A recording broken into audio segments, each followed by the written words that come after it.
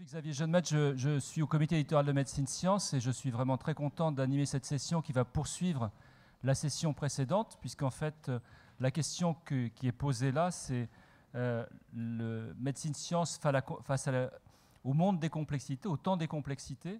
On l'a commencé déjà à l'aborder précédemment et on va l'aborder avec 4 orateurs différents sur des thèmes différents. D'une part, Jacques Hayesh qui plus va nous proposer une vision, je dirais, informatique, mathématique de la complexité et des données en masse peut-être. Bernard Henrissa qui va nous parler du microbiote et qui est un spécialiste de la glycogénomique. Donc on va voir avec lui comment aborder cette complexité. Claudine Junien qui est une professeure de génétique spécialiste en épigénétique, en nutrigénomique, et on va voir aussi avec elle comment l'épigénétique est un monde extrêmement complexe et comment essayer de l'aborder dans la transmission des connaissances. Et puis Laurence Lafanacher, excusez-moi, qui elle va nous parler du médicament et qui absolument, médicaments anticancéreux en particulier, sur lesquels elle a fait des avancées remarquables au cours des dernières années. Donc on va commencer par Jacques Hayesh, si tu le veux bien. Bonjour. Je vais commencer. Enfin, j'avais pas prévu de commencer comme ça, mais je vais commencer comme ça. Je vais commencer par remercier. Ça va là au point du micro là. Ouais, je vais commencer par remercier en fait Hervé de m'avoir embarqué dans l'histoire de Médecine Science et de m'avoir exfiltré en fait de notre comité éditorial d'un journal dont je ne citerai pas le nom. Mais ce que je voudrais dire au-delà du merci, c'était pourquoi. Et en fait, puisqu'en fait on parlait de Médecine Science, pour moi cette histoire m'a intéressé et le fait d'être embarqué m'a intéressé parce que dans l'ADN de Médecine Science, et tel qu'on l'a dit un peu ce matin, il y a une primauté en fait de la pensée, comme l'a dit Axel Kahn, et du concept et du modèle par rapport aux données. Alors que dans la plupart des journaux scientifiques, on a plutôt le curseur vers les données en essayant de faire en fait plus un résumé d'un ensemble de données sans essayer en fait d'avoir cette primauté de la pensée. Alors comme je sais que j'ai une certaine logorée, j'ai essayé d'écrire mon intervention pour qu'elle reste en fait dans les 45 minutes prévues.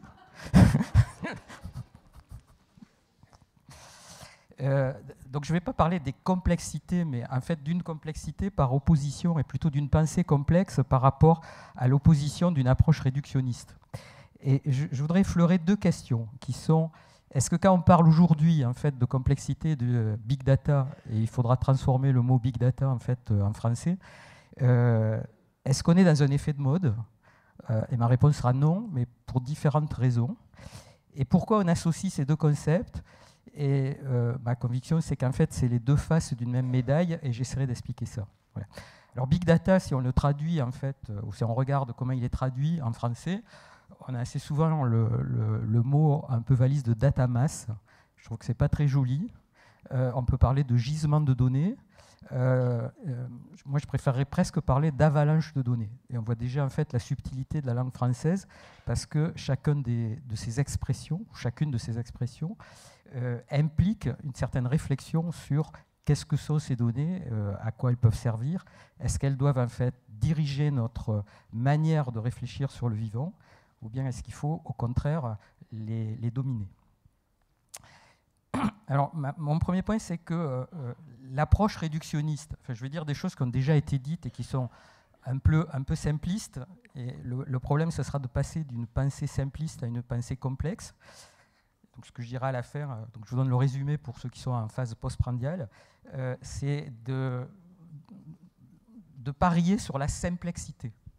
Donc on se posait la question, c'est comment essayer en fait de marier le complexe et le compréhensible. Donc cette approche réductionniste, en fait, au moins depuis un siècle, sinon plus, a permis de grandes avancées en sciences, mais cela a été fait au détriment de ce que, et je reprends une partie en fait de la pensée d'Edgar Morin, justement de ce que Edgar Morin appelle la pensée complexe, et au détriment d'une vision plus globale telle qu'on commence à la retrouver actuellement dans la biologie des systèmes, et telle qu'elle a été définie dans pratiquement son dernier livre par von Bertalanffy dans la justement théorie générale des systèmes, lui-même étant au départ un biologiste. Donc, dans cette approche réductionniste, ce qu'on prend, c'est un principe de simplicité qui, à minima, en fait, minimise justement les interactions, si ce n'est en fait nie totalement ces interactions.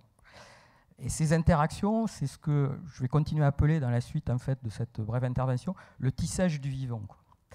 Et c'est se focaliser d'abord sur l'énumération et la description des éléments. Et ça a été effectivement pendant au moins un siècle, et même maintenant, et même dans ce qu'on apprend encore à l'université, la force motrice et structurante des sciences du vivant dans en fait, cet effort de compréhension du vivant. Mais alors pour être très schématique, si cette description permet de décrire les engrenages du réveil, on sait tous qu'un sac d'engrenages ne va pas donner l'heure.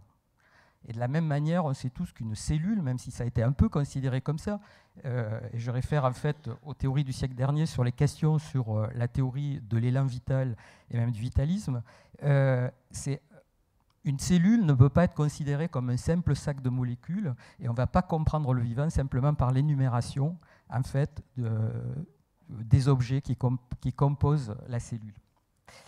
Mais avoir une pensée simple, c'est facile et c'est rassurant.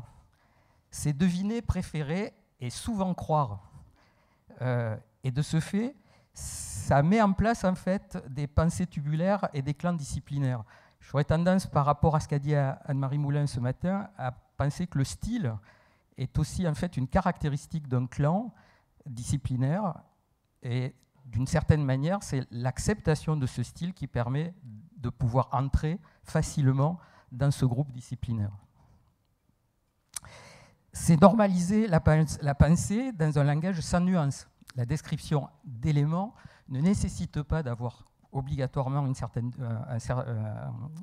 nuance. Et donc, quand on parle de l'anglais, moi je ne pense pas que l'anglais soit en fait la langue scientifique, c'est un anglais global, ce qu'on a toujours appelé le globish. C'est à un moment donné en fait un rapport de force entre différentes communautés de scientifiques. Et on peut imaginer que d'ici 10-20 ans, on n'est pas simplement en fait un globish, on est en fait un global Chinese ou un glonise qui se mettent à émerger. C'est aussi tuer l'innovation, cette pensée, parce que on passe par l'acceptation d'un corpus conceptuel pour pouvoir faire partie d'une communauté disciplinaire. Cette acceptation du corpus conceptuel va, d'une manière évidente, tuer l'innovation. Ça a été dit encore ce matin, c'est à l'interface en fait, des différentes disciplines, à l'interface en fait, de différentes pensées que va se créer cette innovation. Mais pourtant, tout notre système, pour l'instant, a été construit dans l'idée de cette hiérarchie disciplinaire telle qu'elle avait été citée aussi ce matin, et dans l'idée qu'en fait, on se reconnaît à partir du moment où on fait partie d'une discipline. Et ça fait barrage à l'interdisciplinarité et la transdisciplinarité, même si tout le monde est persuadé que c'est là où va se faire l'innovation, parce que quand on commence à avoir des responsabilités, on l'avait montré en fait, dans la recherche en oncologie, entre 35 et 50 ans, c'est trop compliqué, surtout trop risqué de faire de l'interdisciplinarité. Et quand on est en charge en fait, d'une unité de recherche, on ne va pas prendre ou on ne va pas envoyer des thésards dans l'interdisciplinarité nécessairement, parce que ça peut leur couper en fait, les ailes dans une carrière future. À l'inverse, avoir une pensée complexe, et donc la notion de complexe va émerger parce que le paradigme de la simplicité arrive en fait à un mur. C'est-à-dire qu'effectivement, ce n'est pas simplement par l'énumération, donc on ne comprend pas plus le vivant à partir du moment où on a défini tout le génome, tout le transcriptome, tout le protéome, tout le métabolome, toutes les cellules, etc. Il faut qu'il y ait une primauté en fait, du concept et du modèle, justement, une primauté de la pensée vers ce cadre-là.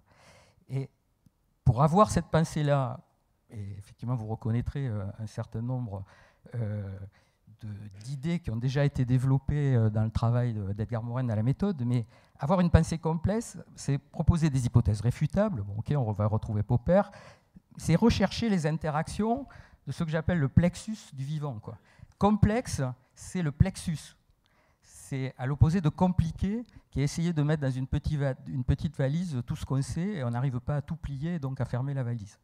Mais prendre en charge en fait cette complexité, c'est-à-dire cette évidence des interactions, il faut pouvoir l'aborder avec une pensée qui ne coupe pas ces interactions, et en se disant qu'effectivement, quand on n'a pas toujours les outils pour aborder ce type-là de problématique, ben à ce moment-là, on préfère aller vers un principe de simplicité. Rasoir d'Occam, je coupe tout ce qui est interaction et je regarde en fait que les éléments. Donc c'est créer des relations et s'auto-corriger. C'est-à-dire, il n'y a plus effectivement un modèle. Idéalement, et pour revenir à MS, c'est Joël parlait en fait de faire une interview de l'auteur. Ce serait aussi d'avoir une critique en fait, éventuellement à travers l'interview et d'avoir idéalement un journal participatif. C'est un peu essayé à travers les forums, c'est difficile. Et c'est difficile de faire émerger à travers un journal participatif une sorte d'intelligence collective. J'y reviendrai un peu par la suite. Et c'est communiquer dans une langue dont on domine les nuances pour pouvoir décrire en fait cette complexité du tissage, ces principes d'auto-organisation, cette émergence en fait de propriétés qui ne sont pas évidentes à partir simplement d'énumération des éléments. Et c'est échapper, je dirais, aux régressions simplement linéaires. Ça a été un peu touché ce matin aussi, c'est dans un système, quand on le perturbe, se dire que quand je multiplie par 2 fois la perturbation, j'ai 2 fois l'effet. C'est un principe de simplicité de se dire qu'on a cette linéarité.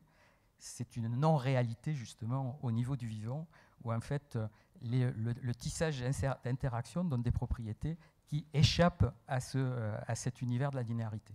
Mais quand dans les années 30 on n'avait qu'une règle, eh bien, on était obligé en fait de tout transformer pour arriver à avoir des explications linéaires de ce qu'on décrivait. Passer à une approche réductionniste, à une pensée complexe, qui est, à mon sens, plus intégrative qu'une approche globale simplement holistique, parce que cette pensée complexe, elle inclut des allers-retours entre les différents niveaux en fait, de complexité, de la cellule, de la molécule à la cellule, etc. Même en écrivant, je suis trop long, c'est incroyable. Bon, donc je vais accélérer. Cette pensée donc, complexe et non compliquée, on la voit émerger tout au long du XXe siècle. Elle est au cœur de ce qu'on appelle aujourd'hui la biologie des systèmes, avec la filiation claire avec von Bertalanffy, mais surtout avec, je voudrais rappeler ça, en fait des rencontres qui ont eu lieu près de New York, à Massy. C'est un neuroscientiste qui est McCulloch, qui a été l'instigateur de ces rencontres, dans lesquelles il y avait Alan Turing, donc le père de l'informatique, Wiener, le père de la robotique, von Neumann, le père de la logique floue, et McCulloch, qui va être à l'origine en fait, de tout ce qui est les sciences cognitives. Et donc ces réunions de Massy qui sont passées de 1943 à 1952 ont été aussi à la base de tout ce qu'on pourra appeler maintenant l'intelligence, enfin, au-delà de l'intelligence artificielle, mais tout ce qui est sciences cognitives et sciences de l'information. Maintenant, revenons au big data, data mass, avalanche de données, etc. En fait, c'est cette approche réductionniste qui conduit à cette avalanche de données. C'est en incitant en fait, à énumérer les éléments de la manière la plus exhaustive possible qu'on commence à industrialiser en fait, cette approche de données. Et effectivement, le grand péché, ce serait que l'industrialisation et ensuite la compréhension du vivant ne soient conduits que par en fait, les données et plus du tout par la pensée. Et donc, en fait, je voudrais rappeler juste un chiffre, enfin 2 chiffres avant de terminer. Si on regarde simplement entre 2000 et 2015, l'augmentation des publications, globalement, ou au niveau de la biologie, mais je reviendrai sur la biologie, on a un doublement chaque 11 à 12 ans. Si on regarde en fait le nombre de nucléotides comme illustration de ce qui est l'augmentation de la production de données, ou de l'avalanche de données, on a un doublement en fait, de la production chaque 2 à 3 ans. C'est-à-dire que dans chaque papier, depuis au moins 2000, mais c'est probablement avant, on a 2 à 3 fois plus de données chaque année par papier. Donc ce n'est pas simplement l'augmentation des papiers qui pose problème. C'est l'augmentation en fait, de la quantité de données par papier et donc son analyse. Et le deuxième point qui est, je ne sais pas si ça a échappé ou pas, c'est j'ai regardé entre 2000 et 2015 l'augmentation de la production des papiers en biologie par rapport à la production de tous les papiers. En 2000, on était à 23-24%, à peu près, en fait, c'est-à-dire que, en France, c'est le cas aussi, les sciences de la vie représentent un quart, à la fois en termes budgétaires et à la fois en termes en fait, de publication, de l'ensemble de la science. Mais entre 2000, au niveau mondial, entre 2000 et 2015, la proportion des papiers en biologie et médecine est passée de 24% à 31%. Il y a eu un effort extrêmement considérable dans le domaine de la biologie et de la compréhension biologie-médecine, dans presque tous les pays, en particulier les États-Unis et la Chine, quand on regarde, et très peu en France. Bon, donc, je finirai en disant que vis-à-vis de cette médaille avec les doubles faces complexité et data mass, ou plutôt avalanche de données, je crois que MS est face à 5 défis, mais qu'historiquement, il est prêt à les relever. C'est aborder la complexité par la confrontation des points de vue. J'avais écrit ça, ça rephrase en fait un des objectifs qui a été donné par Axel Kant sur la mise en place en fait dans la culture et de réimplémenter la science dans la culture. C'est fuir l'enfermement disciplinaire et les codes de pensée. Et ça, je crois que ça a été fait à travers les compositions des différents comités éditoriaux et qui permettent justement de fuir un champ disciplinaire ou un club disciplinaire ou un réseau disciplinaire pour pouvoir mettre en exergue ou en compétition ou en émulation en fait, différents points de vue. C'est s'éloigner de ce que j'appelle le gavage expérimental pour le dominer par une pensée simplexe, donc telle que j'ai définie, et pas simpliste. C'est sortir du réductionniste et de la pensée linéaire pour encyclopédier, je prends ce mot aussi d'Edgar Morin, c'est-à-dire apprendre à articuler les points de vue disjoints du savoir. Actuellement, y compris à l'université, on est dans des points de vue disjoints, un cycle actif et dans lequel on ramène ensemble en fait, ces différents champs disciplinaires. À l'état actuel, enseigner en fait, la biologie structurale indépendamment ou la biochimie indépendamment de la génétique, ça commence à devenir presque un non-sens s'il n'y a pas les liens entre en fait, ces différentes disciplines. Et c'est promouvoir une pensée complexe face à la complexité effectivement du vivant et de la maladie. Complexité là que je prends à la fin, dans le sens un peu café du commerce, c'est-à-dire c'est compliqué de l'ensemble des problèmes qu'on fait. Je sais que j'ai été trop long.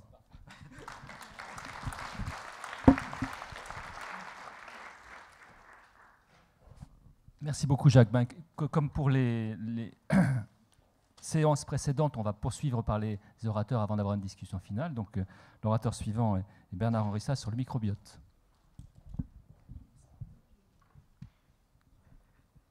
Merci, vous m'entendez tous? Apparemment. Oui, je suis Bernard-Henri Sass, je suis directeur de recherche au CNRS dans l'équipe glycogénomique du laboratoire AFMB à Marseille. Et mon but est d'explorer la diversité biologique pour découvrir de nouvelles enzymes qui assemblent ou désassemblent les sucres complexes. On ne va pas avoir le temps d'aller dans tous les détails de cette affaire, mais un des domaines où foisonnent ces enzymes, c'est le microbiote intestinal. Donc j'ai 2-3 mots sur le journal, Médecine et Sciences, après m'avoir fait publier l'année dernière, ou il y a 2 ans, pour la première fois en français, me fait aujourd'hui parler en français, ce qui est très inhabituel pour un scientifique. Merci, donc. Et excusez mon langage pauvre. Voilà. Donc, MS partage une partie de ses contraintes avec les autres revues scientifiques. Par exemple, si son facteur d'impact augmentait, personne ne s'en plaindrait. Mais je pense que son public, en fait, il est moins sensible aux facteurs d'impact que ses auteurs. C'est quelque chose de curieux. Mais il y a des problèmes qui sont communs avec les journaux plus traditionnels. Et en particulier, c'est peut-être un peu moins critique parce qu'il s'agit quand même de revues. C'est le volume de données qu'il faut rapporter par article. Jacques vient d'en parler. Comment rapporter à un public large, même un peu spécialisé, un volume de données ou les résultats de l'analyse d'un volume de données qu'on n'imaginait pas il y a 20 ans. Donc c'est le cas en particulier de ce qu'on fait sur le microbiote, ce qu'on, c'est la communauté scientifique, ce qu'on fait au niveau de le microbiote digestif humain en particulier. Quelques chiffres. Un individu sain possède environ, au niveau de sa flore intestinale, 1 millier d'espèces bactériennes qui sont différentes et qui sont présentes en des quantités variables d'un individu à l'autre ou d'un moment à l'autre.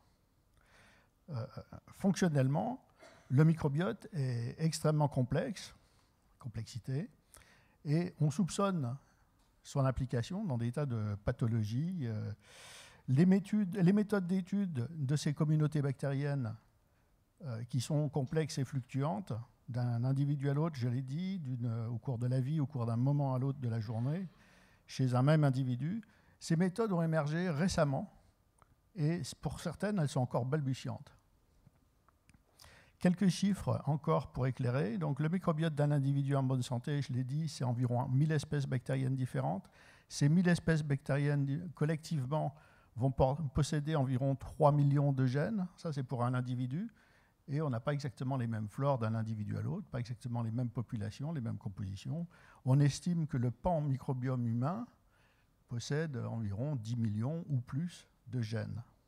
Donc, on va revenir à un seul individu, c'est 3 millions de gènes à peu près, dans le microbiome, pour 20 000 gènes dans le génome. Donc, c'est 150 fois plus d'informations génétiques dans votre intestin que dans votre génome.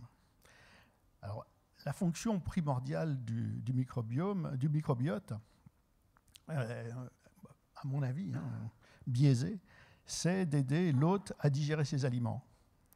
En effet, le génome humain ne code que pour une douzaine d'enzymes capables de digérer, de couper les sucres que l'on trouve dans notre alimentation.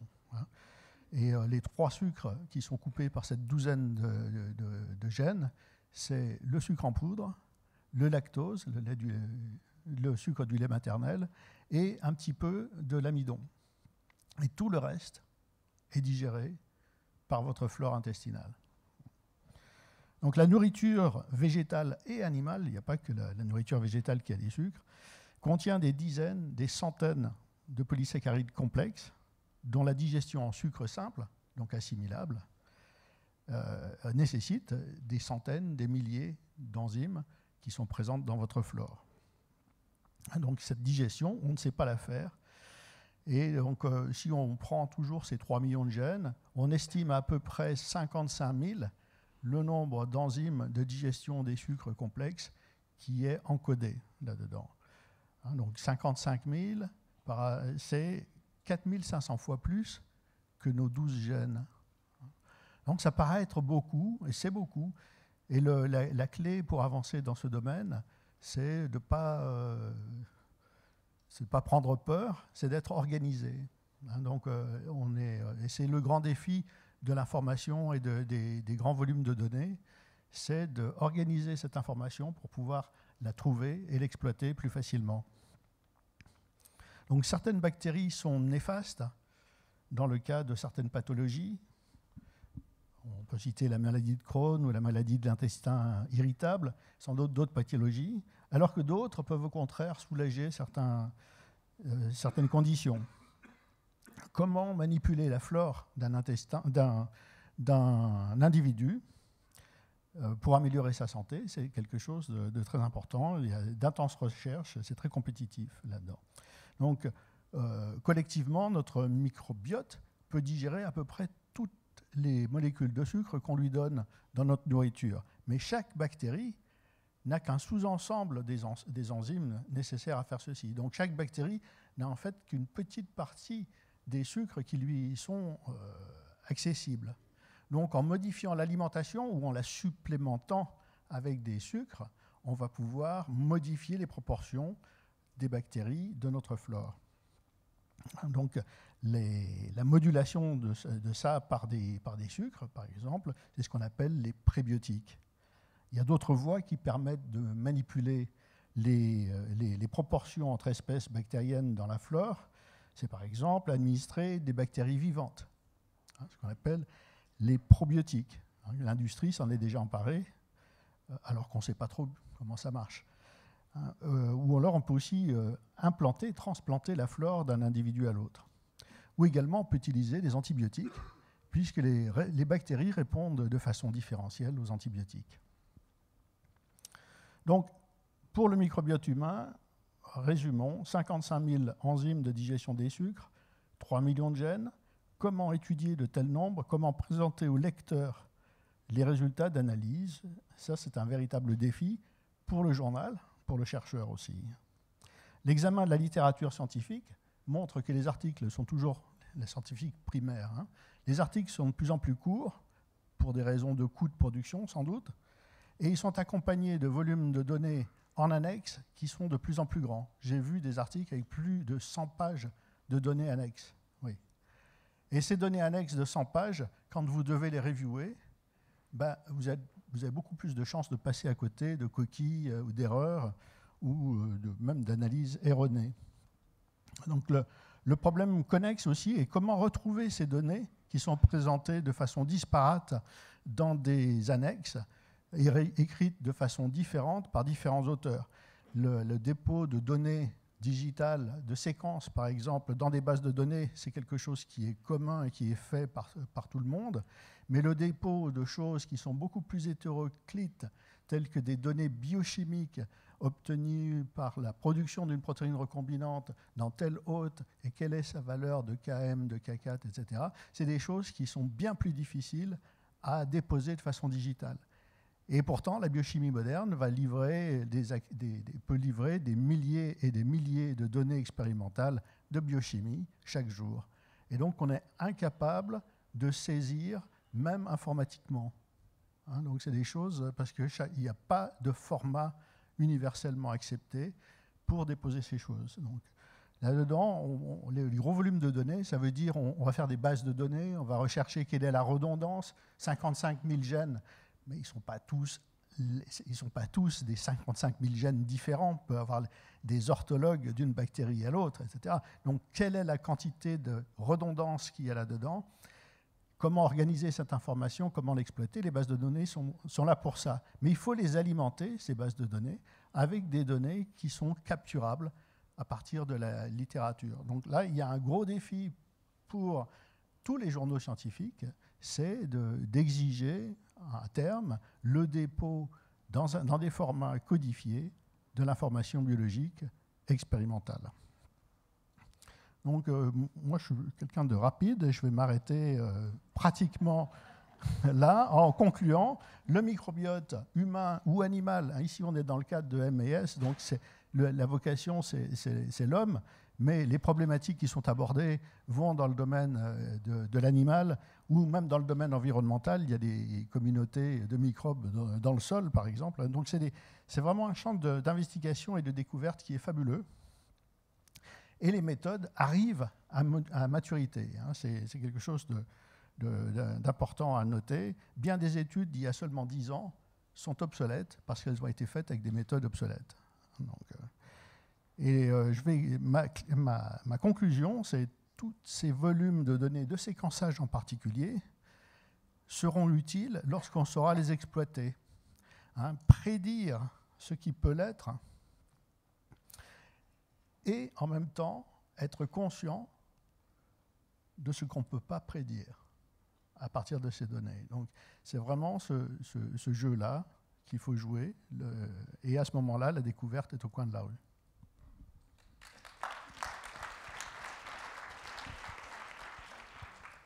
Merci beaucoup. Donc, complexité du microbiote. On va passer à la complexité de l'épigénétique. Claudine, Julien, tu peux prendre tu regardes si éventuellement. Est-ce que ça marche? Oui, ça marche très bien.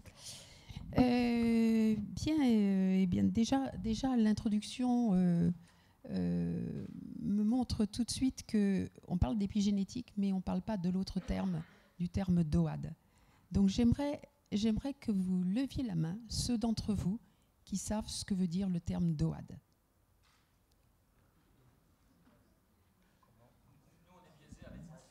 Voilà, donc ça veut dire qu'il y a 5-6 personnes dans la salle qui savent ce que veut dire le terme DOAD. Or, c'est de ça dont je veux vous parler aujourd'hui. Et je vais vous expliquer de quoi il s'agit et quelles sont les relations avec l'épigénétique. Et donc, je commence tout de suite. Le terme DOAD, en anglais, ça veut dire Developmental Origin of Health and Disease. Donc, origine développementale de la santé et des maladies. Et pourquoi est-ce qu'on a gardé ce sigle? Eh bien, tout simplement parce que c'est le terme international et qu'on ne peut pas faire autrement que de garder le terme que tout le monde utilise, même si en français, c'est difficile. Pourquoi? Parce qu'il y a trop de termes et qui sont tous très longs. Donc, on ne peut pas faire mieux. Bon. Donc, on a gardé ce terme DOAD. Et comme vous allez le voir, c'est un sujet qui révolutionne complètement l'appréhension de la maladie en s'intéressant non pas à la maladie elle-même, mais à ses déterminants précoces. Et qu'à une époque aujourd'hui où on sait que les maladies chroniques vont augmenter de 17% en une décennie, c'est énorme et c'est quelque chose qui est inabordable pour tous les systèmes de santé, sachant que ça va continuer à augmenter. Donc si on ne s'intéresse pas aux déterminants précoces des maladies et qu'on ne s'intéresse qu'aux patients, on va forcément au fond du trou. Alors, pour essayer de respecter aussi le temps, j'ai écrit, parce qu'il n'y avait pas d'autre moyen de le faire, mais je voulais quand même dire un mot pour Médecine Sciences, et surtout pour l'ouverture qu'ils nous ont apportée, à bien vouloir faire un numéro spécial sur ce sujet, et justement à pouvoir, par l'intermédiaire d'un journal comme Médecine Sciences, essayer de vulgariser ce terme ou ces notions de DOAD et comment l'épigénétique intervient donc dans ces mécanismes. Donc, ce que je vous disais, c'est qu'aujourd'hui, 17% d'augmentation prévue par l'OMS. Donc, ça veut dire qu'on sait que les outils dont on dispose pour lutter contre ce fléau sont malheureusement impuissants. Hein. Il s'agit de l'hypertension, de l'obésité, du diabète. On sait que tout ça est en train d'exploser. Alors, il y a un chaînon manquant. Et ce chaînon manquant, c'est justement, précisément, la DOAD. Hein. Donc, l'origine développementale de la santé et des maladies.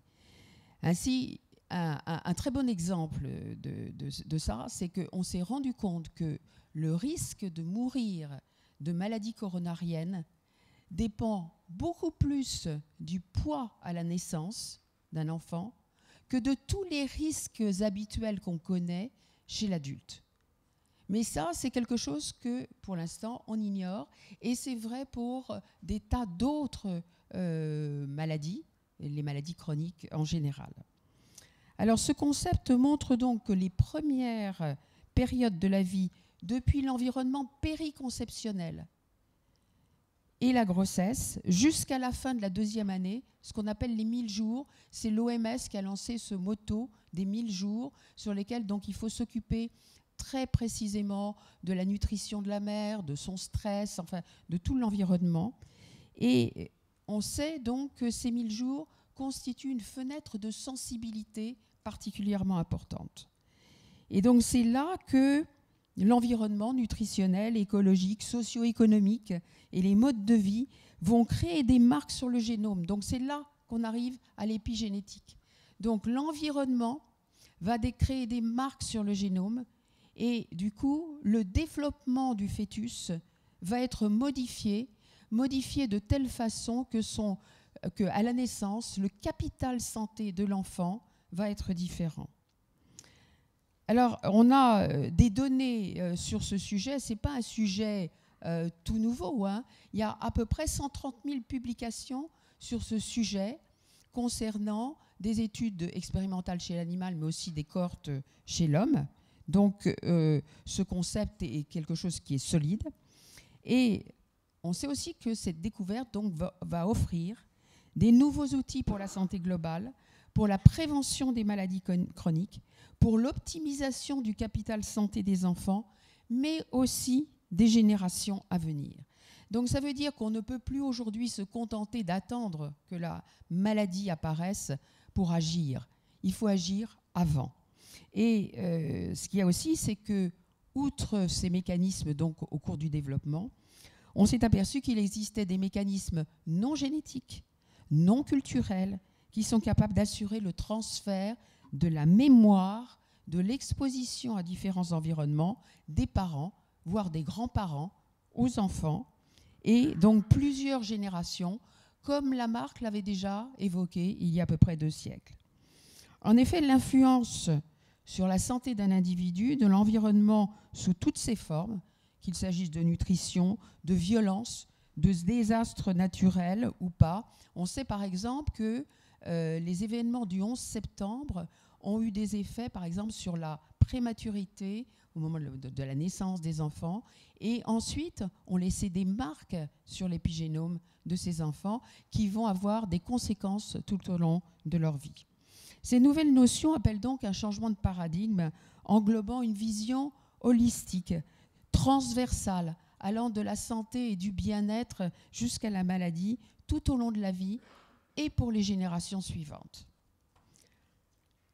Donc avec cette découverte, parce que là aussi c'est une grande découverte, l'épigénétique, on la connaît, on étudie depuis des décennies, mais on a surtout découvert récemment que l'environnement laissait des traces sur l'épigénétique et que c'était comme ça qu'une fois l'épigénétique modifiée autour des gènes, on modifiait l'expression des gènes eux-mêmes et donc des tissus. On sait aussi que par l'héritabilité mitotique, c'est-à-dire au moment de chaque division, qu'il y a une héritabilité des marques épigénétiques. Donc c'est comme ça qu'on peut arriver à transmettre depuis le développement, depuis les stades de développement jusqu'à l'âge adulte, on peut arriver à transmettre donc des informations. Mais autant l'épigénétique a été bien reconnue et bien documentée comme étant cet instrument qui permet de transmettre donc de génération cellulaire en génération cellulaire ou depuis les anomalies du développement, autant en ce qui concerne la transmission aux générations suivantes, il y a de grandes controverses en ce qui concerne l'épigénétique. Pourquoi ? Parce qu'on arrive effectivement à détecter des marques épigénétiques qui sont altérées chez les parents. On en retrouve parfois certaines à la première génération ou pas du tout, ou bien on les retrouve à la 2e génération.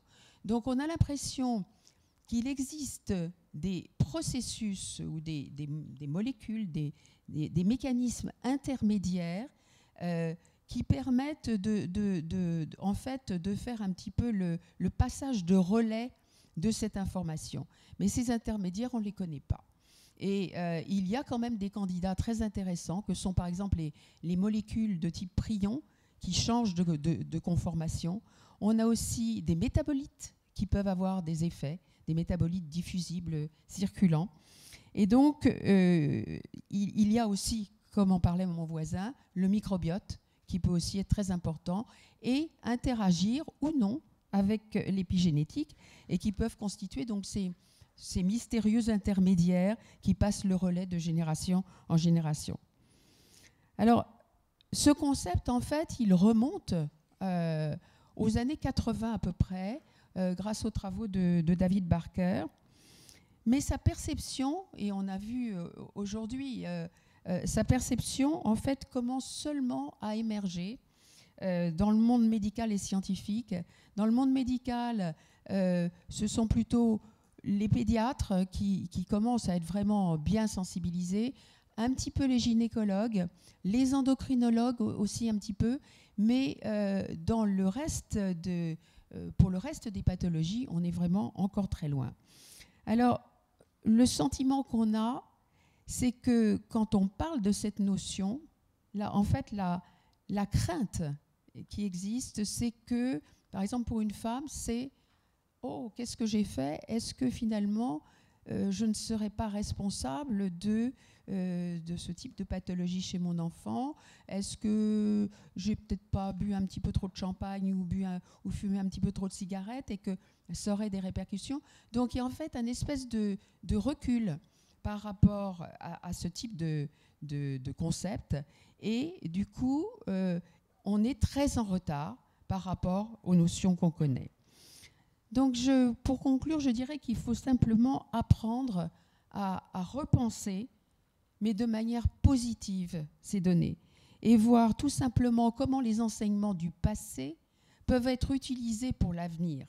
Et effectivement, on peut très bien se dire, si on sait quels sont les facteurs de l'environnement qui jouent un rôle, comme par exemple les exemples du diéthylstilbestrol qui avait été utilisé chez les femmes. On sait maintenant qu'il y a des cancers chez les filles et chez les garçons. Donc maintenant, on sait que ces produits, il faut y faire très attention. Donc maintenant, ce qu'il faudrait faire, c'est utiliser ces notions pour les projeter sur l'avenir et identifier dans notre environnement quelles sont les substances nocives, quelles sont les fenêtres de sensibilité, parce qu'il existe des fenêtres de sensibilité et d'insensibilité. Donc les connaître pour savoir comment mieux prévenir l'apparition de ces maladies. Donc ces données nous rappellent beaucoup ce que Jean-Baptiste Lamarck proposait il y a 2 siècles. Et si certains d'entre vous sont allés au Jardin des Plantes et ont vu cette superbe statue de Lamarck, si on fait le tour de la statue, il existe derrière, sur le socle, un haut relief qui représente Lamarck vieillissant. Il était aveugle à la fin de ses jours, et à côté de lui, sa fille. Et il y a une inscription que je trouve très bien. « La postérité vous admirera, elle vous vengera, mon père. » Merci.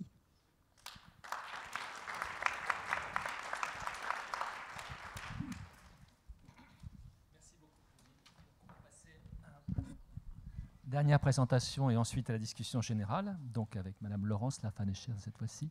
Je ne me suis pas trompé. Non, c'est bien, merci. Alors je vais vous décevoir parce que je ne vais pas parler de médicaments. Pas parler de médicaments, mais plutôt comment les biologistes et les chimistes ont détourné un outil initialement développé par l'industrie pharmaceutique pour sélectionner des sondes, des petites molécules, des molécules chimiques, des sondes utiles pour la recherche et en faire des vrais outils de recherche. En fait, ils ont cette technique dérivée de l'industrie pharmaceutique, ça s'appelle le criblage à haut débit. Alors, haut débit, on est à nouveau dans les big data, on peut penser à complexité. Et je voudrais d'abord juste faire une petite parenthèse sur l'intérêt des petites molécules chimiques pour l'étude de la recherche. Parce qu'en fait, c'est vraiment donc ces molécules issues de la chimie de synthèse, ou même les substances naturelles, c'est des sondes irremplaçables pour l'exploration du vivant. Je pense qu'on en a tous utilisé, enfin beaucoup de biologistes. Ça permet de perturber une fonction biologique pour mieux la comprendre, à la fois aux échelons moléculaires, cellulaires, même jusqu'à l'organisme, et ça peut faire des médicaments, effectivement. J'aime bien les comparer, moi, les petites molécules, surtout quand elles ont une action réversible, à un bouton on-off sur lequel on peut appuyer pour activer ou éteindre une fonction. Et c'est particulièrement utile, ce matin on a entendu parler de l'imagerie en temps réel, c'est des sondes qui sont particulièrement utiles justement quand on les couple à de la vidéomicroscopie ou des choses comme ça, parce qu'on peut vraiment bien sonder les phénomènes dynamiques grâce aux petites molécules. Alors d'où vient le criblage à haut débit ? En fait, effectivement, l'industrie pharmaceutique est à l'origine de ce genre d'approche. Ça a démarré avec d'une part les développements de la chimie combinatoire, et on s'est retrouvés, ils se sont demandé comment est-ce qu'on pourrait tester.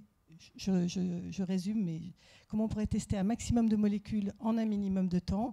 Parallèlement, il y avait l'évolution des robots, la miniaturisation, et ils se sont servis de ces méthodes-là pour cribler les molécules. Alors, qu'est-ce que c'est ? En fait, ça consiste à mettre en contact une molécule, plusieurs milliers de molécules. Dans l'industrie pharmaceutique, c'est plusieurs centaines de milliers de molécules, parfois moins. Et en recherche, on est plutôt dans l'ordre de plusieurs dizaines de milliers de molécules, on va dire. Et donc, c'est de les mettre en contact avec une cible et avec un test biologique, en fait. Alors, qu'est-ce qu'il faut pour faire du criblage à haut débit ? Il faut des chimiothèques. Alors, on parle de chimiothèques pour les collections de molécules chimiques, comme moi, on parlerait de bibliothèques pour les livres. C'est des collections de molécules chimiques organisées en microplaques, répertoriées. Et il y a plusieurs sortes de chimiothèques. Il y a les chimiothèques patrimoniales de l'industrie pharmaceutique. Il y a des collections qu'on peut acheter, des chimiothèques commerciales de différentes sortes. Il y a des chimiothèques de substances naturelles. Et en France, aussi aux États-Unis, les chimistes académiques se sont aussi réunis, se sont mis d'accord pour mettre de répertorier toutes leurs molécules, les mettre dans un format utilisable pour le criblage à haut débit. Et c'est ce qu'on appelle l'initiative Chimiothèque nationale. Et ils les mettent à disposition des biologistes ou même, je crois, de l'industrie pour ceux qui veulent l'utiliser. Donc il faut des chimiothèques, il faut des robots, ça je ne vais pas en parler, ça c'est fort démocratisé. Il faut des tests biologiques miniaturisés. Et là, dans les approches de criblage, il y a deux grandes approches principales. Il y a des criblages ciblés, où c'est un peu comme en génétique en fait, où on va cribler les collections de molécules sur une protéine clairement identifiée, avec un test biologique, par exemple un test enzymatique, etc. Et on va chercher des inhibiteurs ou des activateurs. Et puis il y a aussi une autre sorte de criblage qui, à mon avis, est peut-être plus compliqué, mais qui est vraiment probablement plus source d'innovation. C'est ce qu'on appelle les criblages phénotypiques, où cette fois-ci, on va tester la collection de molécules sur une cellule, qui va être prise un peu comme une boîte noire, parce que ce qu'on va rechercher, c'est des molécules capables de perturber la cellule et d'induire un phénotype donné. Et donc, c'est un peu une boîte noire, parce que, sauf si on se sert de gènes rapporteurs, etc., mais on ne va pas savoir ce que la molécule va toucher directement. Ce qui va nous intéresser, c'est le changement de comportement de la cellule. Et ensuite, l'enjeu, ça va être de trouver qu'est-ce que la molécule a touché dans la cellule. Et alors parfois, on peut se servir de la molécule comme d'un hameçon pour aller à la pêche de la cible. Et ça peut être vraiment, on peut trouver des nouveaux mécanismes de régulation, des nouveaux mécanismes d'action aussi pour les molécules. Donc, chimiothèque, robots, tests. Ce qu'il faut aussi, c'est des personnes pour concevoir les tests. Il faut des biologistes, il faut les chimistes qui aident à réfléchir sur les collections de molécules, il faut des statisticiens, et il faut aussi des personnes qui savent faire fonctionner ces robots, les miniaturiser, et puis aussi il faut analyser tous les résultats, traiter les données, on a vite pas mal de données à traiter. Et puis il faut toute une stratégie post-criblage, parce que ce qu'on sort du criblage, on emploie un terme de touche, et ça m'amuse beaucoup parce que c'est une approche qui peut sembler un peu pêche à la ligne, très statistique, etc. Et effectivement, en anglais c'est hit, et en biologie c'est touche. Et on va avoir des touches qu'il faut valider, et puis il faut faire toute une série de tests complémentaires pour être sûr de ce qu'on a. Et puis enfin, il faut surtout, et là j'insisterai là-dessus, un dialogue constant entre les chimistes, les biologistes, aussi les statisticiens, à la fois pour le choix de la chimiothèque, pour l'analyse des touches, pour la synthèse d'analogues, etc. Et en fait, ce qui s'est passé avec le criblage à haut débit, c'est que ça a été une des disciplines, une approche technologique, mais qui a conduit à l'émergence d'une, on peut appeler ça une discipline, parce que maintenant ça a un nom, qui s'appelle la chémobiologie, dont vous avez tous probablement entendu parler. Alors il n'y a pas que le criblage à haut débit dans la chémobiologie, mais c'est une des approches. Et en fait, c'est donc une discipline d'interface, chimie, biologie, les Anglais parlent de chemical biology, mais en fait, elle a vraiment maintenant une part entière, la chémobiologie, parce qu'il y a même eu des journaux dédiés à la chémobiologie qui sont apparus et qui attestent vraiment de la naissance de cette discipline. J'ai noté donc en septembre 1994, donc ça a démarré aux États-Unis. En septembre 1994, il y a eu un premier numéro d'un journal qui s'appelle Chemistry and Biology, et c'était sous l'impulsion de deux chimistes, Stuart Schreiber aux États-Unis et Nicolas Wu aussi. 3 ans plus tard, il y avait le premier numéro de Current Opinion in Chemical Biology. Et enfin, la chémobiologie a été pleinement consacrée, on va le dire, avec l'édition en juin 2005, donc maintenant il y a une dizaine d'années, du premier numéro de Nature Chemical Biology. Donc vraiment, maintenant ça devient une discipline à part entière. Tout à l'heure, j'ai parlé des criblages phénotypiques comme quelque chose qui, à mon avis, était une approche qui était intéressante pour trouver de nouveaux mécanismes. Et finalement, je dirais que le criblage à haut débit, la chémobiologie, c'est réellement une source d'innovation. En fait, on a tous en tête des découvertes scientifiques qui sont le fruit du hasard. Bon, ici, on est à Pasteur, on peut parler de peut-être. Alors, je ne sais pas si c'est vrai ou faux le fait qu'il ait trouvé le vaccin du choléra en se trompant, en injectant à des poules des vieilles souches, des souches oubliées, des vieilles cultures oubliées du microbe du choléra. Mais il paraît que c'était une approche de sérendipité. Je me trompe. Sérendipité, pardon. Claude Monneret me corrigerait. Donc, toujours est-il que finalement, le criblage à haut débit, si on couple ça et ces approches-là à des bonnes méthodes, des méthodes classiques de recherche, en fait, c'est une façon de faire de la sérendipité méthodiquement. Et ça permet de... Attendez, juste... En fait, oui, ce que j'aime bien dire aussi, c'est que finalement, avec cette démarche-là, on peut transformer une pêche à la ligne en chasse au trésor. C'est hyper risqué, mais ça peut marcher, et ça marche bien. Et maintenant, en France, il y a eu quelques pionniers, il y a, on va dire, une quinzaine d'années. Quand ils ont commencé, j'en fais partie, et on s'est un peu fait traiter. On m'a dit, tu rêves, on m'a dit, tu veux copier l'industrie pharmaceutique, mais tu vas le faire en moins bien. Alors je dis, mais non, c'est pas ça, c'est une approche. On a un outil fantastique pour explorer l'espace chimique, pour trouver finalement une molécule qui puisse agir et explorer et trouver des corrélations entre l'espace chimique, l'espace biologique, interagir dessus. Et en fait, comme toute nouvelle méthode et approche, il faut se l'approprier. On se retrouve à l'interface, il faut parler avec les chimistes. Les chimistes viennent nous voir aussi, parler avec les biologistes. Et il faut finalement une dizaine d'années à peu près pour arriver à ce que ça porte ses fruits. Et maintenant, on a vu depuis, ça va faire, je pense, 5 ans à peu près, un essor de tout un ensemble de publications en France, issues de ces approches de criblage à haut débit. Pas forcément toujours du haut débit, d'ailleurs, mais criblage de collection de molécules chimiques. Et c'est vrai que... Alors, oui, j'oublie encore une chose, c'est que la communauté autour du criblage s'est organisée en France. Donc, je vous ai parlé de la Chimiothèque nationale, mais il y a aussi différents groupes de recherche, des GDR, etc. Il y a le GIS Ibiza qui a bien soutenu aussi toutes ces approches-là. Et il y a aussi des écoles thématiques qui sont organisées régulièrement où se rencontrent des chimistes, des biologistes pour avancer dans cette discipline d'interface et échanger en termes de méthode, en termes d'approche. Et c'est vrai que Médecine Science m'a proposé l'année dernière de mettre en place une série sur la chémobiologie. Donc ça a été vraiment une réelle ouverture et ça permet de rendre compte de toutes ces avancées et je trouve plus mes mots. Enfin, ce que je veux dire simplement, c'est que dans cette série, on va trouver finalement les chimistes qui font les chimiothèques, qui vont présenter leur chimiothèque, les biologistes, alors il y a des plateformes de criblage qui vont présenter leur plateforme avec des sélectivités, et il y a tout un ensemble de success stories qui va sortir pour montrer comme quoi cette discipline fonctionne bien. Et je voudrais juste dire que quand on est comme ça, des approches où c'est une méthodologie qui a amené l'approche à l'interface, effectivement, donc c'est source de création, mais c'est aussi, et c'est ce que je trouve aussi important, c'est une aventure humaine, parce qu'il faut se comprendre, il faut faire l'effort de se comprendre, c'est ce qu'on a dit tout à l'heure, ce qui est le propre de toute aventure humaine, de tout dialogue. Il faut aussi faire des concessions. Parfois, un chimiste nous demande de faire un test de cytotoxicité. Ce n'est pas des plus passionnants pour un biologiste, mais il veut savoir si la molécule est toxique. Alors c'est un début. On dit, ben d'accord, on va regarder. Et puis après, on commence à réfléchir, mais pourquoi elle est toxique? Bon, on va plus loin. Et nous, biologistes, parfois, ça nous arrive de demander à un chimiste de faire un truc tout bête sur la molécule. Ou l'inverse, on peut lui dire, est-ce que tu peux modifier la molécule? Et on croit que c'est quelque chose de tout bête et c'est quelque chose d'extrêmement compliqué.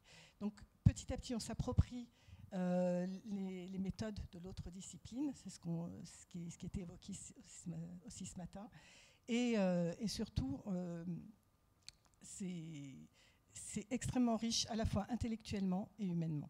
Voilà, j'ai un petit peu bafouillé, mais je vous remercie. Merci beaucoup encore une fois. Donc maintenant on va commencer le débat, et puis normalement ce sont les étudiants qui éventuellement ont planché un peu sur ces différentes thématiques qui éventuellement peuvent poser les premières questions. Vous avez un micro en face de vous. Sinon, s'il y a également des questions dans la salle ou la préparation des questions. Donc, merci à tous les intervenants pour leurs interventions très intéressantes. Alors moi j'avais une question un peu longue. Tout d'abord, on parlait tout à l'heure du big data. Alors, c'est mieux là? Ok. Donc on parlait tout à l'heure des big data dans les séances précédentes et on a rappelé qu'il y avait une avalanche de données en fait, ce qui faisait que l'analyse ne parvenait pas à suivre et qu'on ne pouvait pas analyser ces données à 100%. Donc ça c'est vrai bien sûr de la génomique, de l'épigénomique, du microbiote, de toutes ces techniques qui génèrent énormément de données.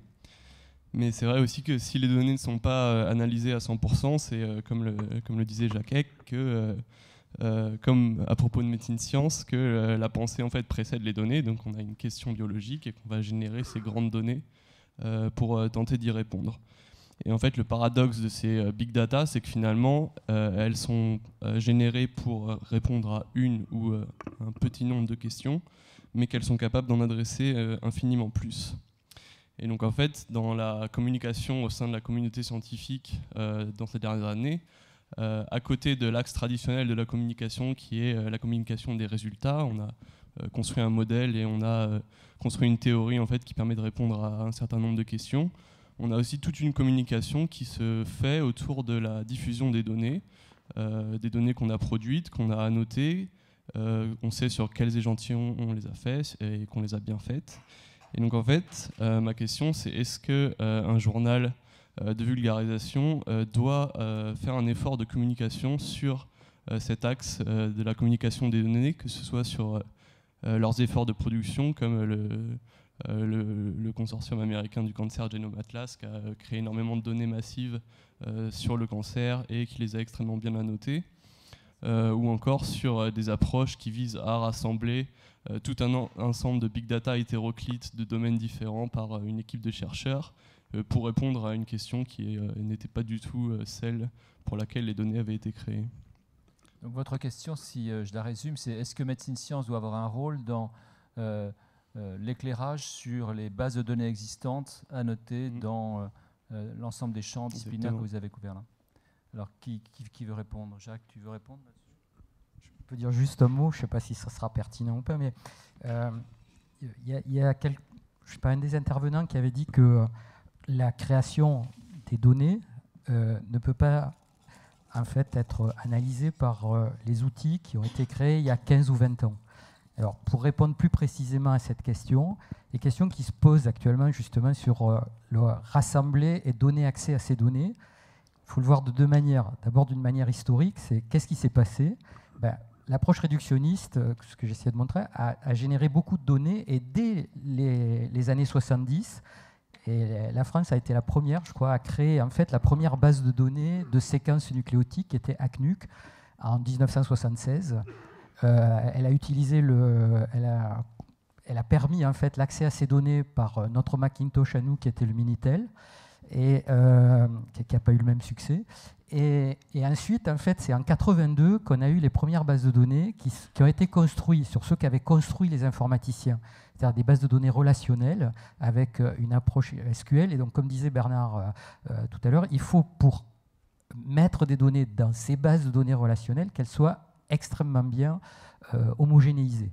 Actuellement, ça ne devient pas possible. On retrouve les mêmes problèmes qu'on a dans d'autres disciplines. Et donc la question, c'est comment on va mettre des données sur le cloud, comment on va utiliser des bases de données non SQL, comment on développe en fait, ou comme disait Jean-Louis Martin, comment on développe en fait des représentations de ces données, soit sous forme de graphes et de diminution de la dimensionnalité en fait de l'ensemble de ces données. Donc on est dans un phénomène où il y a un aller-retour. Bon, donc ça c'est la description de l'état d'art. Quel est le rôle de médecine science là-dessus? C'est de prendre un recul par rapport en fait à ce que j'ai appelé des clans disciplinaires, qui serait de dire les données, il faut que ça soit dans des bases relationnelles, point. Par rapport en fait à un autre groupe qui dit on peut inventer, être innovant aussi sur la manière de représenter les données, et les données complexes entre guillemets. On peut être innovant en fait sur la manière de stocker les données, d'aller les retrouver. Donc c'est toute la réflexion en informatique qui est poussée par Google, qui est poussée par Facebook, etc. dans d'autres disciplines, mais qui développe des outils qui pourraient être utilisés pour représenter ces données. Dire qu'est-ce qui va se passer dans 10 ans, j'en ai strictement aucune idée. Quel est le rôle de MS? Je crois que c'est ce que je disais au départ, son défi, c'est de ne pas se laisser en fait, noyer par les données, mais d'avoir un esprit critique par rapport à l'analyse et à la production de ces données. Et dernier point, c'est d'avoir un esprit critique par rapport à l'erreur et à la quantité d'erreurs qu'il y a dans ces données.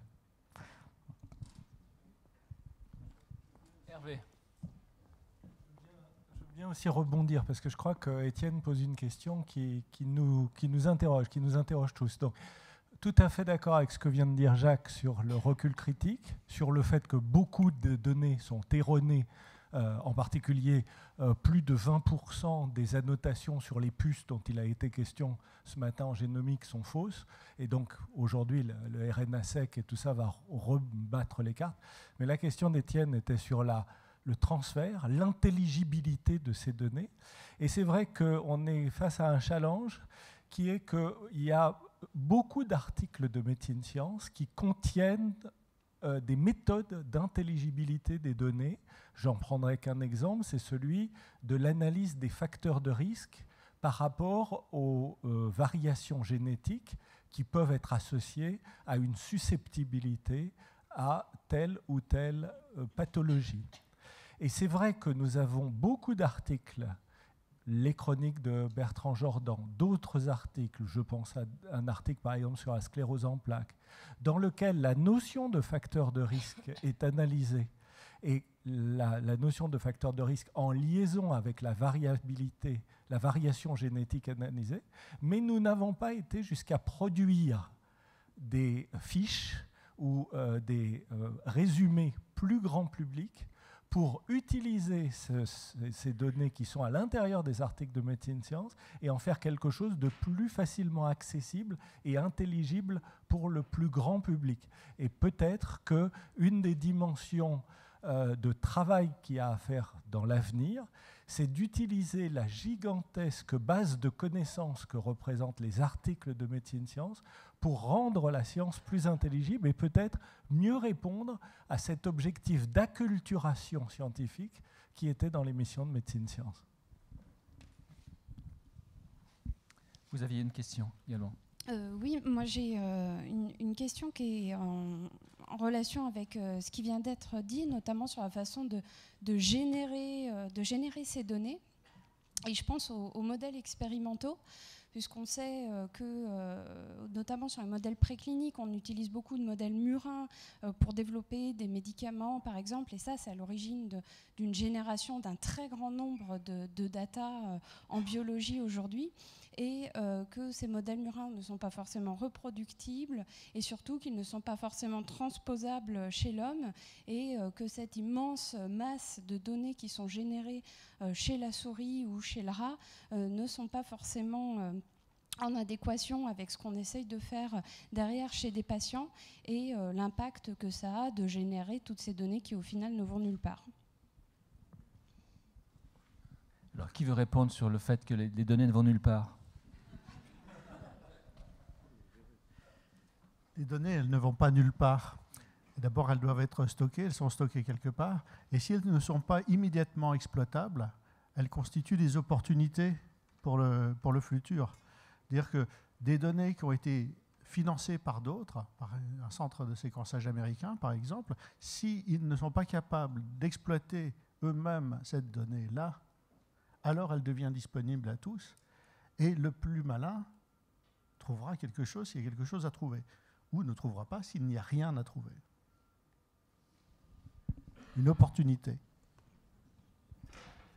Je voudrais peut-être éventuellement prolonger cette question, en particulier vers Claudine Julien, mais également pour tous, sur l'exploitation dans ces données complexes de différents modèles.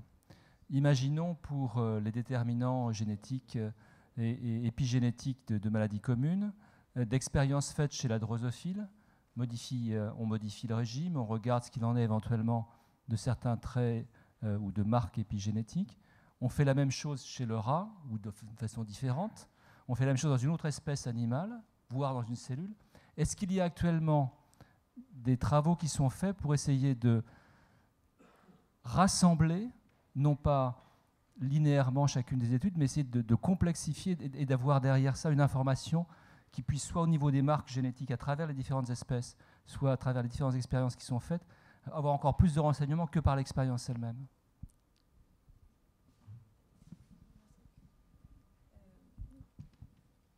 Je vais faire un bref rappel. Quand donc un spermatozoïde et un ovocyte se rencontrent, ils ont chacun sur leur génome des marques épigénétiques. Et ces marques épigénétiques, il faut qu'elles soient effacées de manière à redonner naissance ensuite à toutes les cellules, donc à acquérir une totipotence. Et on commence maintenant à connaître que ce soit au niveau des gamètes ou que ce soit au niveau ensuite de l'effaçage qui se produit après la fécondation, on commence à connaître des séquences qui échappent à ces processus d'effaçage ou d'effacement. Et ce qui est très intéressant, c'est que ces séquences, elles sont conservées entre différentes espèces. Donc, il y a des chances, je ne dis pas que c'est quelque chose d'absolu, mais il y a des chances pour que ces séquences puissent être les supports de mécanismes liés à l'environnement qui puissent ensuite passer non effacés à travers les générations. Donc voilà, c'est un exemple où la conservation entre les espèces peut être très intéressante. Et c'est effectivement, il y a plusieurs articles récents qui montrent ce type d'analyse. Alors, il y a aussi, bien entendu, les expériences qui consistent à soumettre un animal à tel ou tel régime, ou au stress, ou à des facteurs environnementaux particuliers. Et effectivement, quand on voit qu'il y a conservation, par exemple, le récepteur au glucocorticoïde est un gène qui est quand même très important dans le cas dans les mécanismes de stress. Et si on s'aperçoit qu'on a les mêmes types de modifications que ce soit dans le cas du traitement par la mère des petits que, par exemple, dans les souvenirs de l'Holocauste chez certains individus, eh bien, on peut quand même se dire qu'il y a des pistes intéressantes et communes entre différentes espèces. Là, c'est entre le rat et l'homme, mais ça peut être autre chose.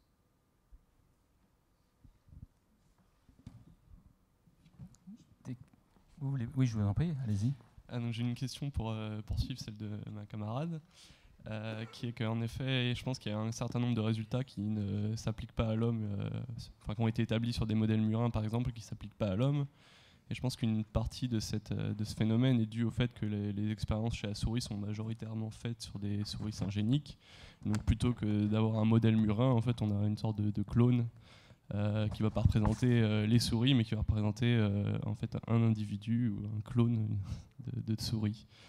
Et donc je pense que comme le thème de cette session c'est complexité, quand on a un modèle murin et qu'on produit un certain résultat chez un modèle murin et qu'ensuite on va essayer de reproduire ce résultat sur une autre souche de souris et que ce résultat ne va pas marcher, est-ce qu'il faut jeter la souris à la poubelle, façon de parler.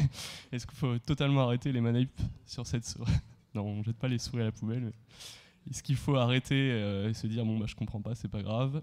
Ou alors est-ce que la complexité, c'est pas justement d'intégrer cette dimension de variabilité interindividuelle pour comprendre pourquoi est-ce que notre résultat était vrai dans un cas et pas dans l'autre? Est-ce que c'est pas là le vrai intérêt de la démarche scientifique et d'essayer de pousser les limites de nos systèmes?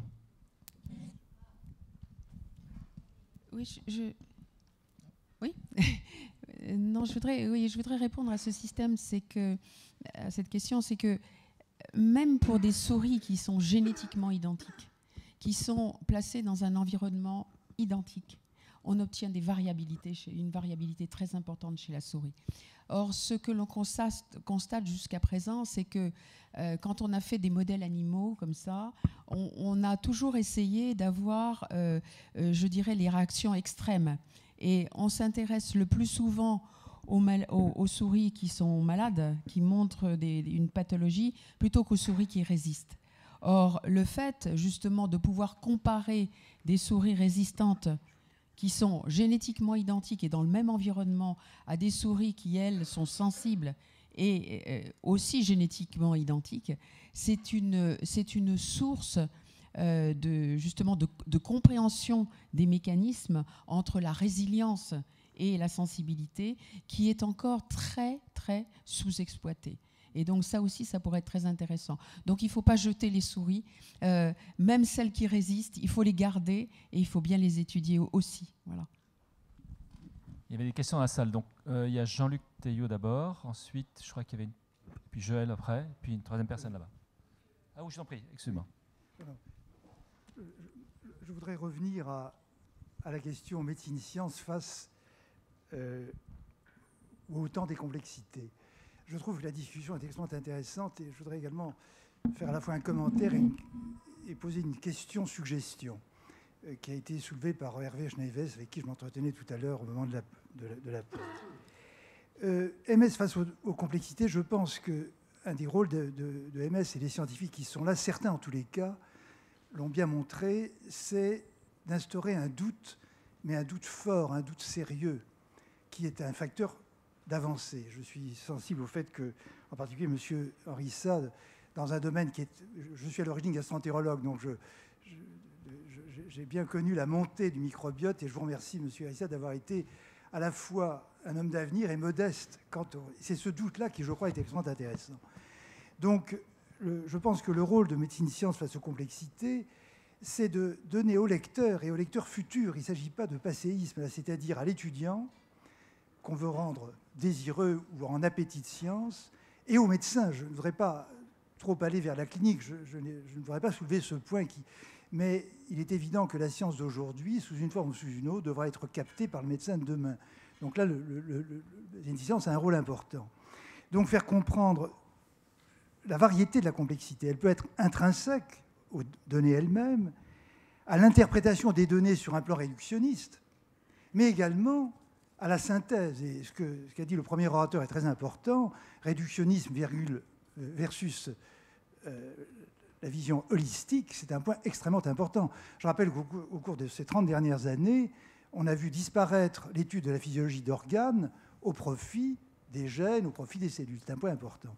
C'est pourquoi je voudrais, pour terminer, faire une question qui rejoint le point que Hervé Schneives a soulevé, et qu'on suivait tout à l'heure, c'est que, par définition, Médecine Science est un journal d'interface. Mais quand on voit le titre, on voit ces interfaces au singulier. Moi, je pense que Médecine Science est un journal d'interface au pluriel. Il y a les interfaces entre la science expérimentale et la science conceptuelle, l'interface entre la technologie proprement dite et la science, l'interface donc entre science et science, et l'interface entre science et transfert. Et je pense, et c'est là que je voudrais faire cette suggestion, qui rejoint, je dois dire, ce qu'a dit Hervé Schneider, je voudrais l'appuyer, c'est qu'il y a dans Médecine Science un gisement formidable, quand on lit les articles, de ce doute scientifique constructif, c'est-à-dire, comme disait M. Harissa, on a des données, mais il faut les garder, effectivement, et on ne sait pas ce que ça va devenir, mais on ne peut pas dire que c'est à jeter, n'est-ce pas? On ne peut pas dire non plus que ça va produire. Et ce doute scientifique est un facteur énorme de progrès, je crois. Donc je pense que le mot interface, dans certaines rubriques, interface au pluriel, devrait apparaître en même temps que des brèves. Il y aurait des interfaces, mais rédigées par des scientifiques indiscutables. Il ne s'agit pas de... Voilà un point que je voulais soulever. Et je voudrais terminer par un exemple sur lequel il ne faut pas jeter. Whipple a décrit une maladie intestinale bactérienne, dont on sait maintenant qu'au début du siècle du XXe siècle. Pendant très longtemps, on n'a pas su son origine. Je signale que Whipple, G.H. Whipple, a eu un prix Nobel, mais 30 ans plus tard, tout à fait pour autre chose, pour des études physiologiques. Eh bien, c'est en 1993, avec l'avènement de la PCR bactériologique, entre guillemets, qu'on a pu récupérer les sérums qui étaient dans des sérothèques conservées aux États-Unis, des premiers malades, et trouver le germe dont on sait maintenant qu'il est responsable de la maladie, qui est Trophérima whippelii. Il a fallu 90 ans. Donc je pense qu'à la fois ce doute et cette patience scientifique est une chose formidable, mais qu'il faut l'inculquer, à mon avis, aux jeunes par des rubriques, là je reviens à Médecine Science, non pas dans le titre, mais c'est une suggestion, bien entendu, qui les incitera à se poser des questions et à garder, disons, l'équivalent des sérothèques que leurs aînés auront consciencieusement récoltés. Merci beaucoup pour ce commentaire et puis cette suggestion. Jean-Luc Teillot. Juste quelques remarques. Alors, juste pour que l'auditoire comprenne bien, Étienne Becht et Claire Deligne travaillent au Cordelier dans mon équipe avec d'autres chercheurs. Et ce que je trouve intéressant, et je viens sur ce point, c'est que Étienne étudie des big data, accumule des big data et les exploite. Il a été recruté pour ses talents au départ de mathématicien puisqu'il vient de l'école polytechnique. Et donc, il est ses capacités et son phénotype de formation l'ont logiquement amené à ce type d'études. Et Claire, qui, malgré ce qu'elle a dit, ce qui peut sembler paradoxal, travaille sur un modèle préclinique extrêmement précis chez la souris. Alors j'espère que les data qu'elle obtient, qui sont aussi les miens, ne finiront pas nulle part. Mais en dehors de ça, je trouve que c'est intéressant de voir qu'actuellement se côtoient, d'une part, donc, le traitement de données en masse et en même temps, je dirais, la capacité de fignoler un diamant. Et ça m'a... Donc, je vais m'adresser à Laurence Lafenécher. Je voudrais vous faire part de mon doute sur... de mon interrogation sur ce qu'on appelle, et ce que depuis assez longtemps maintenant, le criblage en masse au débit. Si on regarde bien les molécules qui sont sorties ces derniers temps, et notamment les molécules qui sont dans les hit parades, ce qu'on appelle les top drugs, pour faire de l'anglais, et notamment la numéro 1, c'est un anticorps monoclonal qui est l'anti-TNF, qu'importe, un des anti-TNF-alpha. Et ce qui me frappe, c'est que dans le monde de ces drogues qui sont plus qu'émergentes, puisqu'il y en a une quarantaine qui ont des autorisations de mise sur le marché, aucun de ces anticorps, aucun, n'a été obtenu à la suite de criblage au début. Il faut savoir que dans les 20 molécules les plus vendues dans le monde, et en tout cas celles qui rapportent le plus, donc qui ne sont pas forcément les plus utilisées, il y a 8 anticorps monoclonaux, et les projections, c'est qu'il y en aura 14 dans 10 ans. Et donc ma question, enfin, c'est finalement, est-ce que cette vision de criblage en masse, de big data, est-ce que c'est pas, je vais faire rire l'auditoire, la vision un peu B52 qui a submergé notre milieu, et que finalement, quand on regarde bien en détail les choses, on s'aperçoit que les cibles qui ont été définies, les plus récentes, ne sortent pas forcément non seulement forcément, mais ne sortent pas de ce type d'approche. Par exemple, l'anti-PD-1, qui révolutionne un certain nombre de domaines de la cancérologie et va les révolutionner, ne sort pas du tout ce type d'approche, mais sort de travaux de recherche fondamentaux, finalement assez classiques. Donc je voulais avoir votre point de vue. Et juste un dernier point, et juste dire, je ne dis pas qu'il faut évidemment que Médecine Science ne s'intéresse pas aux métadonnées, big data, etc. Mais je crois que les deux vont coexister, et qu'il y a encore, en tout cas pour Médecine Science, le challenge de mettre en doute ces grosses approches émergentes dans ce qu'elles vont vraiment impacter sur le plan de notre capacité translationnelle vers les soins. Bon, je vais répondre en deux temps. D'abord, moi j'ai parlé plus du criblage au débit comme outil pour la recherche, où là on peut effectivement découvrir des nouveaux mécanismes d'action. En ce qui concerne le médicament, je suis un petit peu moins bien placée parce que je ne suis pas pharmacien, je ne suis pas dans l'industrie pharmaceutique. En revanche, ce que je sais, c'est qu'il y a une revue dans Nature Drug Discovery où ils ont analysé sur les 10 dernières années comment avaient été découverts les nouveaux médicaments. Alors je suis d'accord avec vous, tout à fait. 30% des nouveaux médicaments sont des biologiques, des anticorps, etc. Mais 30 autres %, même plus, un peu plus, sont issus du criblage à haut débit et justement des criblages phénotypiques. En fait, des nouveaux médicaments avec nouveaux mécanismes d'action. En fait, pour trouver, il y en a 30 autres %. Et ensuite, le reste, c'est ce qu'on appelle des MeToo, et ça a été sur des target-based, excusez-moi, je parle anglais, sur des criblages ciblés, où une fois qu'un mécanisme d'action a été identifié, à ce moment-là, on a recherché. Mais le criblage...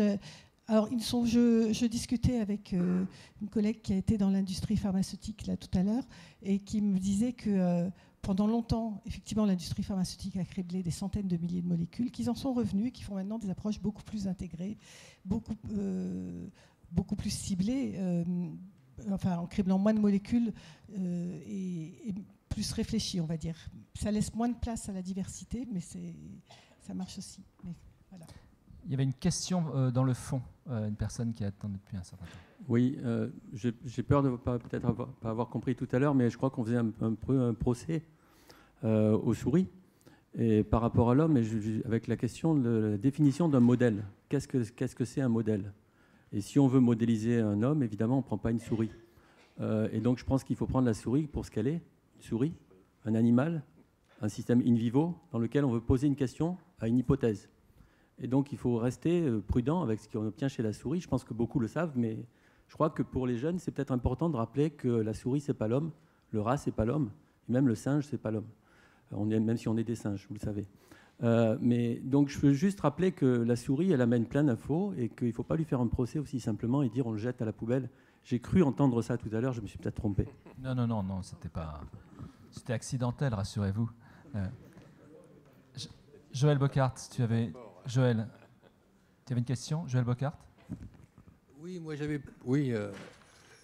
un petit commentaire sur la complexité, parce que là, vous parlez d'une complexité, bien entendu, de données obtenues dans des conditions expérimentales données. Et le problème de la complexité, elle est aussi générée par les conditions expérimentales.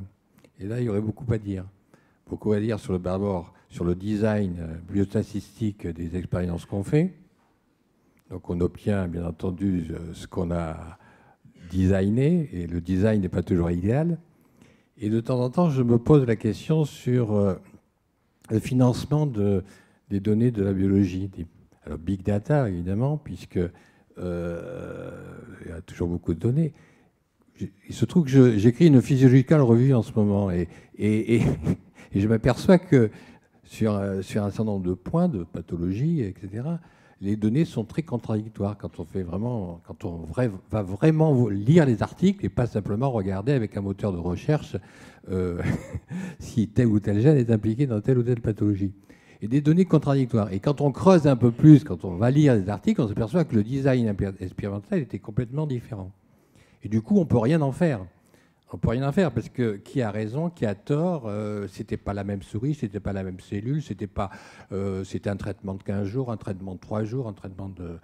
Et donc, on a quand même une question à se poser sur, éventuellement, de temps en temps, sur le financement de tout ça. Parce que, bon, évidemment, c'est infini, hein, la biologie, c'est infini. Sur un petit problème, si vous variez le temps, les conditions expérimentales, etc., vous pouvez faire des expériences à l'infini et donc avoir des big data à l'infini. Et donc, de temps en temps, je me suis un peu sceptique sur qu'est-ce qu'il faut faire, quoi.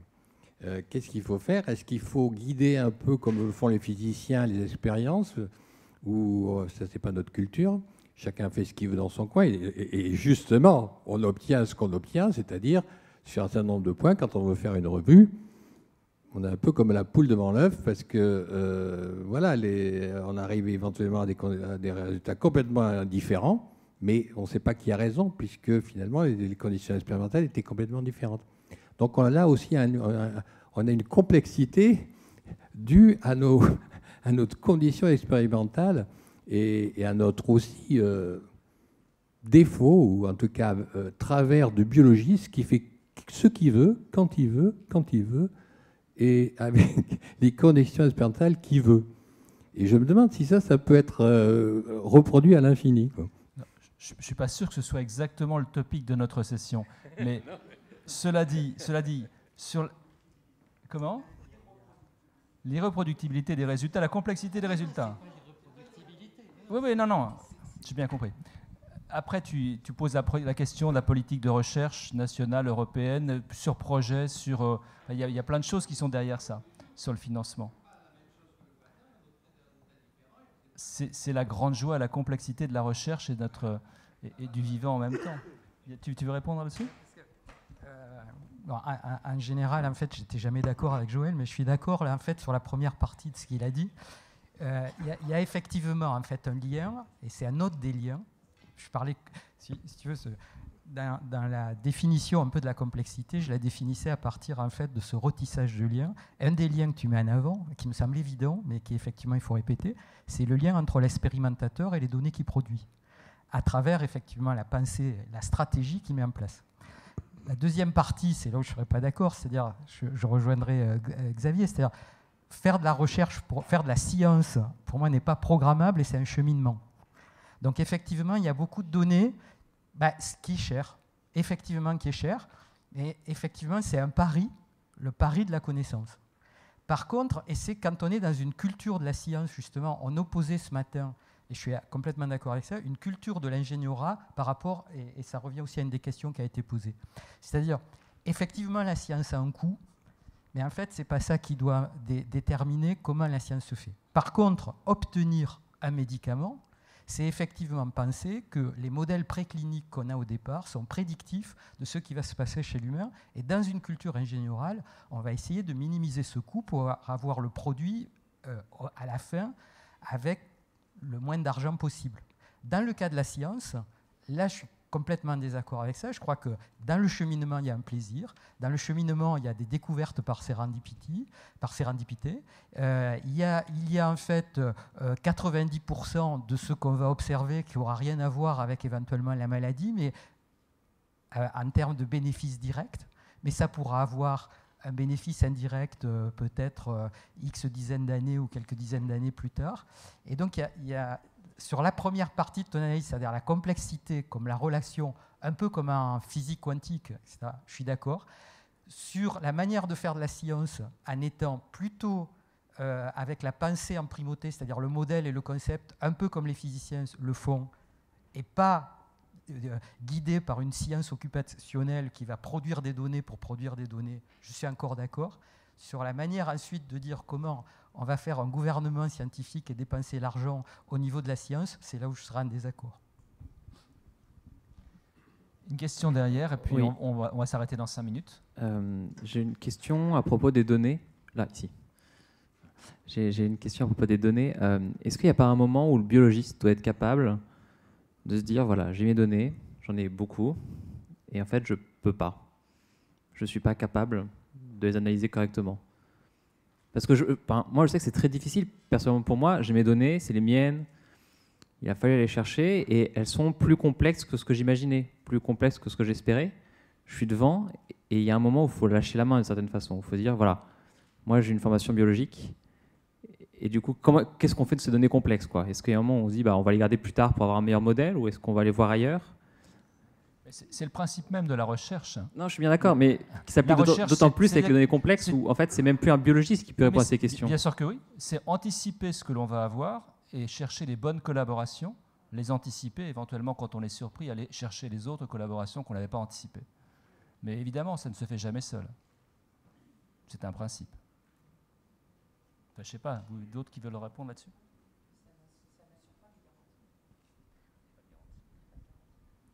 Il y a une vraie question que vous posez, qui est... Moi, je pense qu'en fait, cette question se pose parce qu'on est dans un système de transmission de l'information, de transmission des connaissances qui part comme principe que la découverte de la connaissance se fait individu par individu et qu'on est en biologie un chercheur individuel. C'était vrai quand on décrit, c'était vrai quand on a un certain... Enfin, quand on commence en fait à énumérer, je dirais, les éléments du système. À partir du moment où effectivement il y a une certaine complexité, je pense qu'on met en place ces tissages, il faut les mettre aussi au niveau des individus et des gens, et on travaille par équipe. Et ce que j'appelle de mes voeux, c'est que cette idée en fait de pédagogie projet où il y a une équipe d'étudiants qui sont autant des mathématiciens, des biologistes que des sociologues, et qui soient capables de confronter, on commence en fait à la mettre en place dès le master et dans y compris les projets de master, mais y compris de la manière de fonctionner. Je crois qu'actuellement, on est avec l'idée que tout ce qu'on fait en recherche, on le fait comme une somme d'individus et pas du tout comme une équipe qui travaille ensemble avec des compétences multiples. Je voudrais juste compléter ce que dit Jacques. Quand j'ai parlé tout à l'heure d'interface avec les chimistes et finalement comme il faut travailler ensemble, j'ai vécu exactement la même chose avec une masse de données qui était issue de souris traitées, de souris non traitées. Et je ne pouvais pas les analyser moi-même, c'était trop compliqué. Et là, il faut faire appel, effectivement, moi j'ai fait appel à tout un groupe dont c'est le travail de faire des algorithmes, de faire des analyses biostatistiques. Et c'est vrai que ça prend du temps. Après aussi, c'est d'autres méthodes, donc de discuter avec eux, de comprendre leur langage, etc. Mais c'est ensemble et en faisant aussi confiance à l'expert. Moi, c'est quelque chose, il y a des fois, je dis, bon, bah là, je ne comprends pas la méthode, mais enfin, je comprends les grandes lignes. Il faut quand même comprendre ce que l'autre a fait, mais je n'irai pas dans les détails. Et finalement, en discutant comme ça, en s'appropriant petit à petit sa discipline, en expliquant sa propre problématique, on y arrive. Mais on ne peut pas tout savoir tout seul, c'est évident. Bien, merci beaucoup en tout cas à tous les orateurs. Merci à vous de votre attention. Et donc, 20 minutes de pause, et puis on se revient à 16h pour la séance suivante. -5 de 16h.